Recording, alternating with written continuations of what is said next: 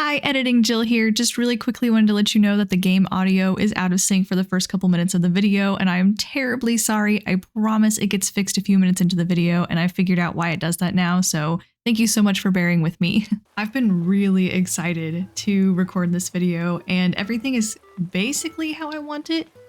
There are a few things I want to change, and we'll talk about those as we tour. Before we get started, let's look at my map, just so you can kind of understand my neighborhood, my town. My house is really far away from everyone else's, and I was like, how can I make it not so far away? So I have Hippo and Coco over here outside of like the neighborhood, if you will. My neighborhood is really small because I thought we were getting a lot more buildings on our islands and we didn't, but I've just kind of worked around it and it's been a good thing actually. So I figured everyone might not want to live in town, if you will. So these are kind of the country dwellers. Coco, because she just seems like a simple country lass, and then Hippo, because I feel like he is like, I'm moving to a deserted island.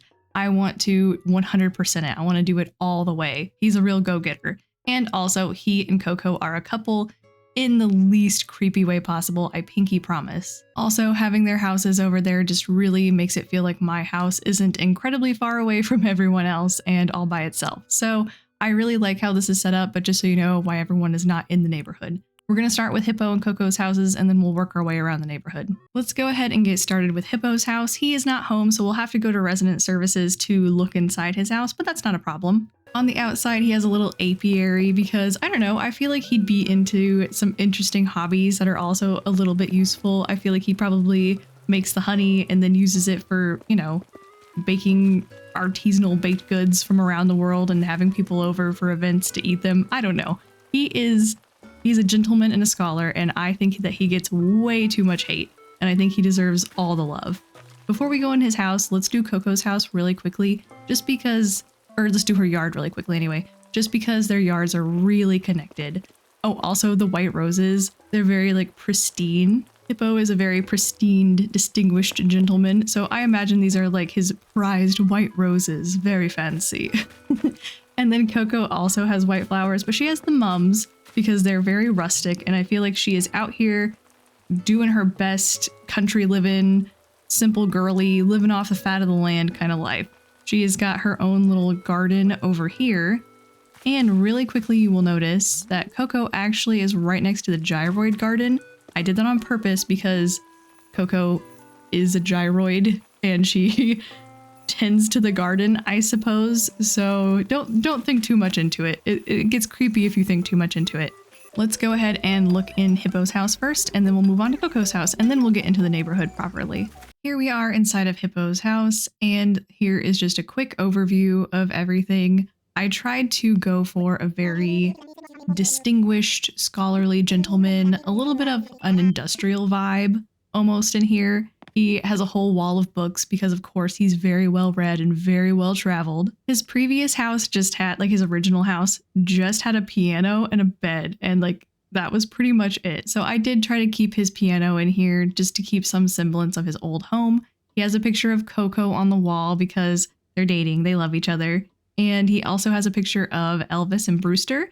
I would imagine that he is friends with Brewster, and Elvis used to live on my island, and he and Hippo would hang out frequently. So, you know, that's a little bit of my villager lore. There's some plants in here, some classy touches. Of course, he only listens to vinyl. He has a little area over here for hosting. I imagine that this is like his artisanal handmade pumpkin bread, and he'll sit you down for a slice and he'll come over here and be like, oh, do you want me to whip you up a little espresso? I learned how to make these when I was living in Colombia for a short period, or, you know, whatever. He's a scholarly, well-traveled gentleman. He loves art, he loves hobbies, and I don't know. I think this house really suits him. We have a lot of houses to do, so I'm going to try to be more succinct in the upcoming houses. Let's go look at Coco's house. This is Coco's house. Let's do a quick spin so you can see everything that's in here. She has a picture of Hippo up on the wall. Obviously, they're dating. And she has a picture of Meringue on her wall. Meringue lives on my island now, and they're little besties. They're little normal villager besties. I was going for very simple nostalgia, living off the fat of the land, prairie girl, just living her best life, enjoying her hobbies kind of vibes in here. And I really like this one. It is like a little bit cluttered, but in that cute, simple lifestyle, working with what I have kind of way. I really love that she has just like 2 cushions out. Like, oh, usually she keeps her gatherings small, but she has a little pile of cushions over there where, you know, she can get all her friends together if she wants to. It's just those like tiny touches that tell the story of my villagers that I really like. That's it for Coco and Hippo. We, got these 2 kind of out of the neighborhood ones out of the way. Let's head on into the neighborhood and we'll take a look at everybody there. Here we are at Julian's house. Look at this yard. This man is extra. It looks even better at night with all the glowing aspects, but this man is a very classy man. He's also just a very extra man. So he has his own private pool, even though we literally live on an island and he could swim in the ocean anytime because he's just that extra. Let's go ahead and do 2 yards at a time, and then we'll do those house interiors back to back just to keep things running smoothly. This is Roscoe's house, and I really love that he and Julian ended up being neighbors. They have such conflicting aesthetics, and Roscoe is, got this big fence up around his yard. He's just trying to live his peaceful, quiet life. Roscoe is my favorite villager. I love him so dearly. So I was like, this man is my favorite. He can't have a boring yard, but his front yard is very small. So if we move to the backyard, I gave him quite the little backyard back here. He is a little farming man, little hobby man, just keeping to himself, minding his own business. And I don't know, I just think it turned out super cute with the little galoshes and stuff. Eventually, I plan to make this area kind of a little community area that Roscoe takes care of, but that'll come in the future. I also really like the idea of Julian out here like blasting KK bubblegum all the time, or, just whatever KK Slider song, happy songs, and Roscoe's just like trying to sit and have his morning coffee, and he's like, grumble, grumble, that darn loud neighbor and his stupid music, and then he finds himself actually really enjoying the music and like humming along and stuff, but he has to pretend not to like it because he's a cranky villager. So I have all these little narratives for them. I can't stop. I know, I feel like a crazy lady. Let's look at the inside of their houses really quickly. We have a lot to get through. This is obviously Julian's house, and let's just do a really quick spin through so you can see everything really quickly. There is a lot to look at in here. This man is incredibly extra. I wanted to keep a lot of the furniture that he had in here before, the Zodiac furniture, and it really just morphed into this beautiful little celestial realm that he has all on his own. Of course, he's got his big TV hidden up there because he's got to keep up to date on all the best shows. There is a picture of himself because he's that kind of guy, and then also a picture of one of his friends that used to live here, Elvis. I do really miss Elvis. I wish I had more room on my island. I would bring him back. But this is his house. This is when I first got really into putting a lot of stuff on the ceiling and the walls, and putting stuff more into the middle of the room and not just lining all the furniture around the outside of the room. I love how this came out. I love the cloudy floor. I love how it looks over the rug. This is just so Julian. It is perfect. And probably one of my favorite houses, actually. Moving on to Roscoe. Here we are in Roscoe's house. I really love this house. I know I keep saying that over and over and over again, but it's just so cute. It's just so him. This is a house that if you have seen previously, I have completely redone. You'll see that he has a nice little living area over here. I kind of tried to make it almost like a musician's bachelor pad, if that makes any sense, but like classy, and make it industrial and give him like a little reading nook. He is a fun guy. He's got a lot of interests, but I like to think that he's really into music. I'm pretty sure there was like a guitar or something in his original house. I could be wrong on that. I could be very wrong. Next in line, we have Cleo and Teddy. I did not intend to have Cleo and Roscoe and Julian all horses. Even living on my island, I'm not like super into the horses or anything. I just love all 3 of those characters. And it was a complete accident that they all ended up side by side, to be honest. Let's go ahead and start off with her exterior. This house has changed like hands, who lives in it, so many times. Marina lived here, Kitty lived here, Portia lived here. I went through a ton of villagers trying to figure out who I really wanted to be my last villager. And honestly, the front yard hasn't changed a ton in that time. My island is pretty simple, so I didn't want to go too overboard on these yards and make them really stick out and feel like they weren't part of the island. So that is why a lot of them are decently simple. This is her front yard. Her color scheme is kind of pink and purple and white. You'll see when we get inside. A little place for her to drink coffee. I love to give little places like that. You can see Roscoe has one too. I wanted to give her a backyard since I had the space for it, and she's a plant mom. So she's got a little area back here to plant things, to be a plant mom. She has a little greenhouse, all that fun stuff. Over here we have Teddy's yard. I did not want to go full jock on Teddy's yard. By that, I mean, I didn't want him to be so one note. Like, yeah, Teddy's a jock, but he's also a bear, and his house was a cabin beforehand, and maybe he likes outdoorsy stuff and camping, and here's a little place for him to grill up some, you know, protein-filled dinner, and I just wanted it to be, you know, more than just that really one note. Let's fill his yard with workout equipment. So he does have some workout equipment, but I wanted him to have more. Cleo is actually home, so we can just hop right on into her house. Hopefully she's not crafting, because that would mess things up. Let's hop in.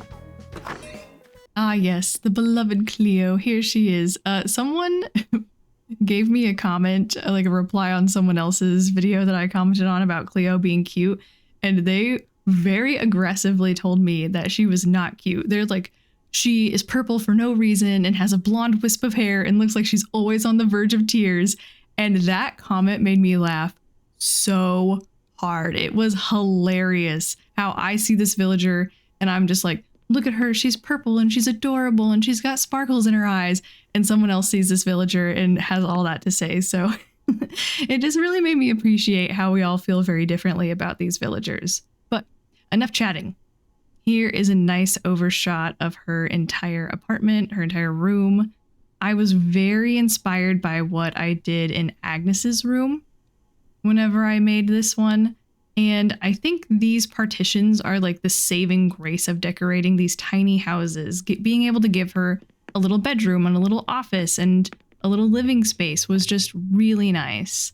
And I never get to use these moving walls. I don't know why, I just never find myself using them. So I was really happy to find a way to use them here. Before I redecorated it, Cleo's house was an office space, her just like original house. It was terrible. It made me so sad. So I wanted to keep some of that office vibes by giving her just like, you know, a cute little gamer girly office to work at, but sprucing everything else up. I wanted her to be a plant mom. I wanted her to be living her best life, decorating things how she wants and just being herself. And that's kind of the vibes I was going for in here. As you can see, she has a picture of Megan on the wall, which I feel bad about because she beat Megan out to live here. It was between her and Megan, and I just wanted more personality types. And then also Etoile and Azalea. She is friends with them on Happy Home Paradise, and it just adds to the lore of my individual villagers. But yeah, this has been Cleo's house. Honestly, I would live here. It's a little colorful for me, but it's pretty cute. Teddy is not home, so we have to go ask Tom Nook if we can break in real quick. Excuse me, Tom, I'm trying to show off Teddy's house. Can I have the keys, please? Can I go in? Yeah, let me in. Aw, Teddy is wearing a sweater I made. Look at him. Oh, he's so cute. I love Teddy. Tom Nook agreed to give me the keys and let us break into Teddy's house even though he's not home. And here it is. Oh, this one is just so cute. I was really going for that cabin in the woods kind of vibe. He's got extra food all stored up. He's got some tinned fish because he's a bear. Get it? Yeah. My sister really liked that detail and I just appreciate that. So I was really going for simple creature comforts, cabin in the woods. Nothing too flashy. He doesn't seem like a super flashy guy. Can I sit on this couch, please? Goodness. A really old TV because he's all about outdoor living, working out. I don't feel like he's watching TV that often, so he has one, but Doesn't use it super often. I love all these mismatched stools over here because it just kind of looks like Teddy has found these things and is like, oh, that would work for a stool. He wasn't terribly worried about having, you know, a certain kind of furniture. He just kind of found things that worked out and brought them all in because he wants to have room for his friends to come over. So this is it. I love this. I would live here. I feel like I say that on every single one. I would live in all of these houses, but love how this turned out. Gave me an excuse to use some of the mushroom stuff that I was really looking to use. But yeah, thank you for letting us break into your house, Teddy. Oh my gosh, KK, why are you right in front of the door, babe? If we come down from Teddy's house, we end up right here. I bet you can guess whose house this is. This is Stitches' house, and I really like how kidcore it is. Kidcore is not my style at all, but I really liked using different decorating styles on these yards to give my island a little zazz because my decorating style is very simple, almost kind of like garden core, norm core, very simple. So it was nice to explore other decorating styles with this. And I didn't want to go overboard, so there's just a few toys. I really like this little area for him to play with blocks. Very cute, very cute. Also, fun fact, if you push this, the ducks will actually bounce up and down while you're pushing it, in case you didn't know that. Right next door, we have Pietro's house.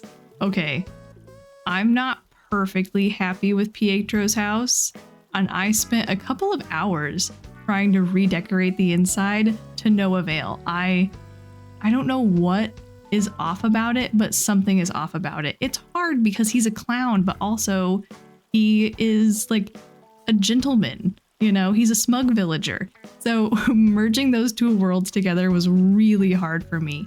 Also, when I think clowns, I think the primary colors, but Pietro isn't really fully primary color decorated, so you'll see when we get into it. Let's pop into Stitches' first. This is Stitches' house, and why is it so hard to say? Stitches' house. Okay, that was probably horrible to listen to. This is Little Teddy Bear Man's house. Here's a nice establishing shot of the full place so you can kind of get the full view of everything. Very kidcore, very colorful. I also used a lot of the food furniture because, you know, he loves food. He's a food man. He's a snacking man. He's a lazy boy. And apparently that's their like dominant personality trait. He does have a picture of Pietro on the wall because they're neighbors and they're friends. And then he also has a picture of Zucker on the wall because he used to live on my island, and I bet they miss each other, poor things. They still write each other in crayon, of course. But this is how it turned out. I wanted a lot of stuff hanging from the ceiling. You know how kids like hang up their artwork and throw a bunch of stuff up on their walls? That was kind of the vibe I was going for in here. And then just toys and little stuff all over, and a little place for him to share snacks. If anything, I think the bed looks a little bit weird. I think it's just because it doesn't have a headboard though. But other than that, I really love everything in here. I love the candy dispenser right next to the bed. I believe Stitches has made a joke about making sure you eat candy before bed, if I remember right. So I love that little touch in here. Let's move on into Pietro's house and see what you guys think. This is Pietro's house, and I have mixed feelings. It is fun and very clownish, but he's also a smug villager, and I just don't know if this hits the mark. Also, the security camera was kind of a joke, and I realized it makes an annoying sound, but it's too late. It's too late now. It's in here. He has pictures of his friends on the wall like everybody else, and a picture of himself because he's probably that kind of guy. You know, he's a smug villager. I will probably come back and redecorate this eventually. I spent a few hours trying to figure out what this place needed, and I tried and tried, but nothing really clicked. So if you have any ideas of something that would be better for Pietro, please let me know, because this is cute, but it doesn't feel perfect. You know what I mean? This is probably the only house that I actually will revisit and redecorate. Right next door to Pietro, we have Agnes's house, and then last but simply not least, our girl Meringue. They live side by side. I like to think that they're friends. You know, Agnes is a sisterly, so she's like a little gruff, a little pushy, and then Meringue is a normal type. So I feel like Agnes is probably like sticking up for her and stuff like that. You know, Just cute little lore like that. Agnes's yard is incredibly simple because she's got things to do. She's got better things to do than yard work. So she threw out what she wanted here, has a nice little place to enjoy her coffee and a little place back there to grow her plants. But other than that, she's got better things to do. She's got hobbies. She's got people's lives to fix. You know, she's a little rowdy. And right next door here, Meringue's house has a little bit more going on.